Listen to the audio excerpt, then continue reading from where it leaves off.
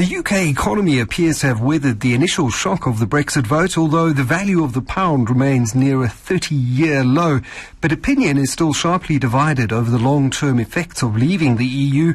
Some major British firms such as EasyJet and John Lewis have pointed out that the slump in sterling has increased their costs, and Britain also lost its top AAA credit rating, meaning the cost of government borrowing will be higher. We know all about that here in South Africa as we face our own ratings downgrade possibility next month.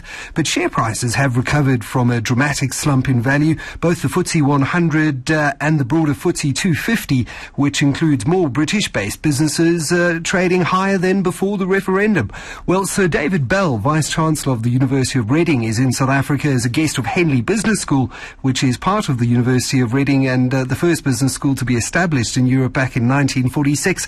And it's a real pleasure to have him on the show to talk about the post-Brexit UK and some implications for business both here and in South Africa. Welcome, Sir David. Many thanks, Michael. It's a pleasure to be with you and your listeners. Now, you've had a long career in the British education system, having previously served as Permanent Secretary at the English Department for Education, and we're currently having massive protests to make tertiary education free here. Before we talk Brexit, what is your take on the demands for free higher education? Well, it's a worldwide demand, Michael, and I think governments across the globe are facing questions of how they're going to pay for higher education. I think we have seen in recent times, and this was certainly the case in the UK, a shift away from what one might describe as free for higher education to a balance between the state funding some of it and the individual picking up the costs. And that's, I think, partly because there's a public and a private benefit. So I guess what we're seeing in South Africa is an issue that governments across the world are wrestling with at the present time. Yeah, and I think we do tend to navel gaze in South Africa and think our problems are fairly unique.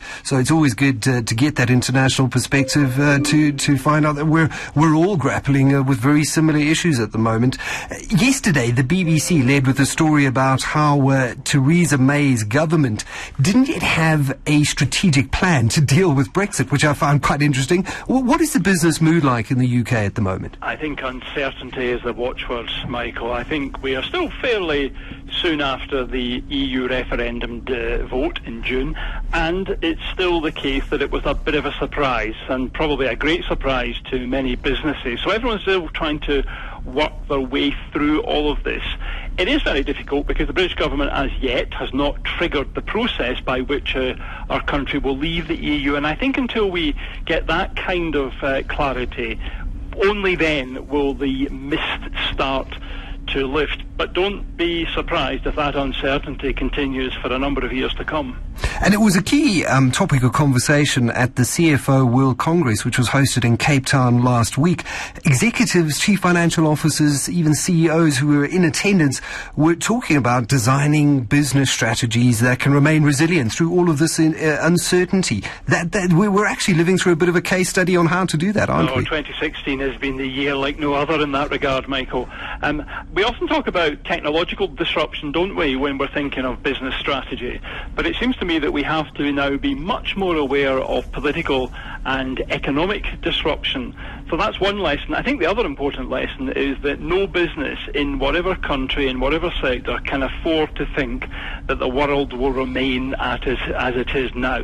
And maybe the task for businesses, for individual business leaders, is to build enough flexibility in the way in which they do business to be able to change even at quite short notice. I think that is one of the key lessons that we can learn from this. So from a strategic perspective, how do you develop this organization that is flexible, that is responsive, that is able to navigate through very choppy and very uncertain waters? When we look at business models in the UK, what sort of best practice can business leaders in South Africa learn from the way those are changing and dealing with this new normal?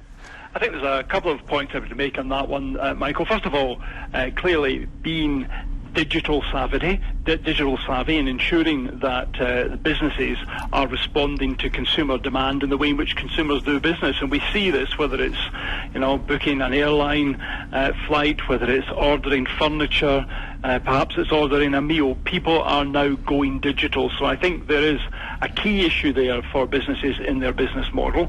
I think the other issue on that front is being competitive on price. We're seeing, for example, a huge war between the supermarkets in the United Kingdom as different companies try different strategies. There's new discount retailers. I think here we're seeing price ever more competitive, and I think that's another important issue for businesses. Again, it's back to that point. Don't believe because it's always worked for you in the past, it's going to work for you in the future.